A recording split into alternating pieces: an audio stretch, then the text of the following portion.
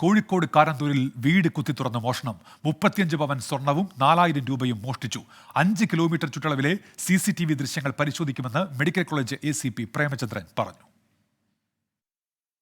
ഇന്നലെ രാത്രി 11:30 ഇന്ന് പുലർച്ചെ 6:30 ഇടയിൽ മോഷണം നടന്നുവെന്നാണ് പോലീസ് നിഗമനം. വീട്ടുകാർ സ്ഥലത്തുണ്ടായിരുന്നില്ല. കുട്ടിയുമായി ആശുപത്രിയിലായിരുന്നു. ഗൃഹനാഥനായ കൃഷോബിന്റെ അമ്മ വീട് പൂട്ടി തൊട്ടുമുന്നിലെ തറവാട്ട് വീട്ടിലേക്ക് പോയതായിരുന്നു.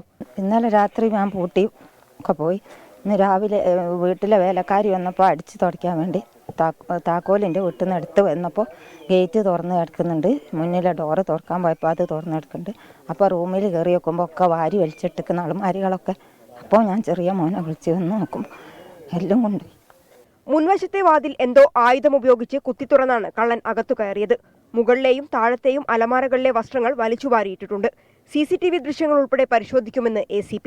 ഫിംഗർ പ്രിന്റും അതുപോലെ തന്നെ മറ്റുള്ള എമോ ക്രിമിനൽസിനും ജയിൽ റിലീസിനൊക്കെ പരിശോധിക്കുന്നു. അതുപോലെ നമുക്ക് CCTVയുടെ എത്രമാത്രം സഹായകരമാവുന്ന നമ്മൾ എല്ലാ 5 കിലോമീറ്റർ ദൂരമുള്ള എല്ലാ റോഡുകളിലും നമ്മൾ CCTV പരിശോധിച്ചിട്ട് ഇതിലേക്ക് എന്തെങ്കിലും സഹായം കിട്ടണമെങ്കിൽ അത് അന്വേഷണം നടത്തുന്നില്ല. വിരലടയാള വിദഗ്ധരും ഡോഗ് സ്ക്വാഡും സ്ഥലത്ത് പരിശോധന നടത്തി. 3 മാസം മുൻപ് സമീപത്തെ ഒരു വീട്ടിലും മോഷണം നടന്നിരുന്നു. 24 കോഴിക്കോട്.